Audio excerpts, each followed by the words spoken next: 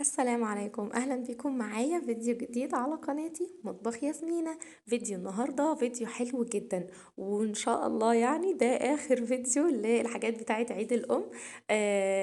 قلت لكم الفيديو اللي فات ان هنزل لكم فيديو للبوكسات دي، البوكسات اللي انا عملتها. عملنا الاكلير، طبعا وصفة الاكلير ان شاء الله هبقى انزلها لكم. المهم ان احنا عملنا وصفة الاكلير، وكمان عملت كبات كانت حلوة جدا، ومعاهم الميني تورتايه طبعا بمقاسات مختلفة، يعني كل واحد بيختار الحجم التورتايه، وبنحط بقى يعني كل واحد بيختار ايه الحاجات اللي تبقى في البوكس. فاهميني؟ ده اللي انا عملته على الجروب عندي. الفكرة كانت حلوة جدا.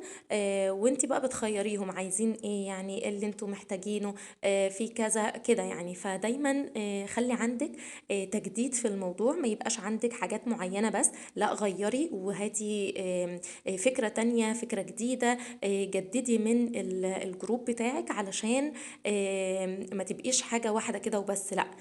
لازم يكون عندك حاجات كتير، يعني حتى مثلا عروض، حاجات زي كده. فاهميني؟ يعني كل واحد كل شوية كده الواحد بيكتشف حاجة وبيتعلم حاجة جديدة، فخلونا نتعلم من بعض. طبعا أنا بكلم الناس اللي هم عندهم يعني مثلا جروب أو عندهم شغل أونلاين يعني. دايما خلي عندك تجديد في الموضوع، جربي حاجات جديدة، نزلي حاجات جديدة، فعلشان يكون عندك وصفات كتير على الجروب. زي ما قلت لكم انا فكرت يعني في البوكسات بتاعه عيد الام. فعملت بقى اللي هو التورت اللي انت شفتوها دي، وعملت القبات، وعملت الاكلير. طبعا الاكلير ان شاء الله هبقى انزل لكم الوصفه بتاعته يعني ان شاء الله في فيديو. والكبات سهله جدا، احنا بنحط اللي هي دي اللي هي بتبقى الفواصل بتاعه الكيك، بنحطها كده مع بعض، وبنشربها بقى شويه سيرب، صوصات، اي صوصات بقى متاحه عندك، او انت يعني بتفضليها، وبتظبطيها كده بالكريمه بالشكل ده. يعني الكبات سهله جدا، بس طعمها بجد كان حلو جدا. فطبعا بتكوني مجهزة الموضوع ده قبلها كده بيوم ولا اتنين، بحيث ان انت تنزلي بقى العروض بتاعة الجروب عندك.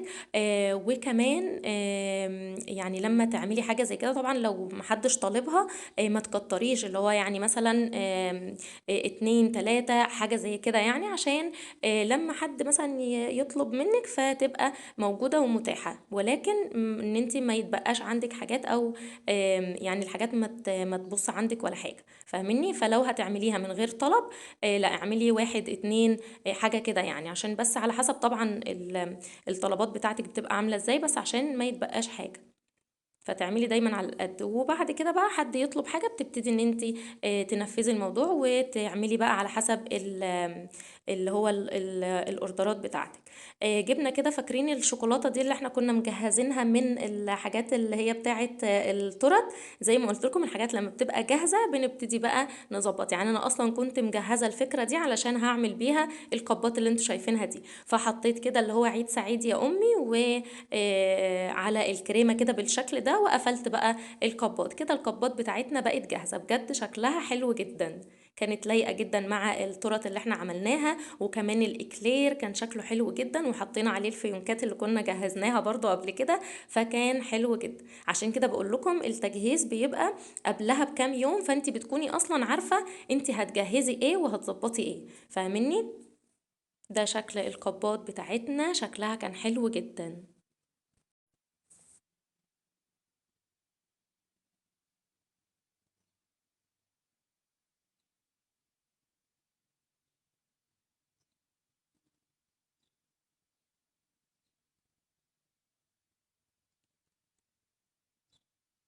ببتدي طبعا اكون مجهزه التورت بتاعتنا، وكمان بكون مجهزه لو انا مثلا هعمل اكلير، لو انا هعمل حاجه تانية يعني مع الكبات، ممكن الكبات والتورت يعني ايا كان بقى اللي انت حابه تجهزيه. بتبتدي ان انت كل حاجه تجهزيها، ويعني اول باول كده، اللي هو مثلا يعني الاكلير مش هيقعد كتير، فخلي الاكلير اخر حاجه. فاهمني؟ فتجهيز التورت، بتجهزي التورت وبتحطيها مثلا في التلاجة، بعد كده القبات مربات جهزيها وحطيها برضو في التلاجة.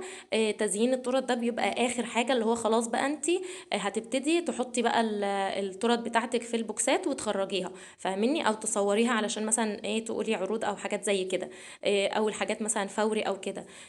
فاخر حاجة بقى سبتها هي كانت الاكلير، بحيث ان هو يكون يوميها يعني، فاهميني؟ فبس كده بتبتدي تشوفي الترتيب الحاجة وتجهيز الحاجات، زي ما قلت لكم اهم بكتير من الشغل، ان احنا نرتب ونجهز نفسنا بحيث ان الشغل يطلع في النهاية مظبوط جدا.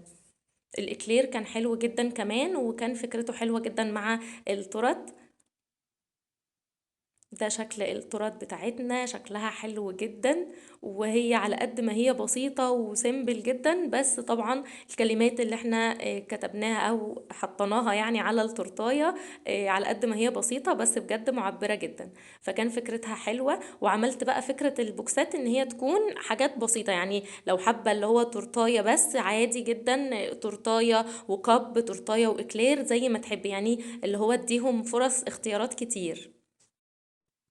بس كده، ده كان فكرة الفيديو بتاعتنا. حبيت برضو اوريكم شكل البوكسات اللي انا قدمتها في النهاية. شكلها حلو جدا، بسيطة ومعبرة جدا. يا رب الفيديو يكون عجبكم، ويا رب التزيين وفكرة البوكسات تكون عجبتكم. استنوا ان شاء الله فيديوهات تانية جاية كتير على خير. اللي لسه ما عملش لايك لحد دلوقتي يعمل لايك، ولو لسه ما اشتركتوش في قناتي يا ريت تشتركوا وتفعلوا زر الجرس عشان يوصل لكم اشعار بكل فيديو جديد انا بنزله. وشكرا لكم، سلام عليكم.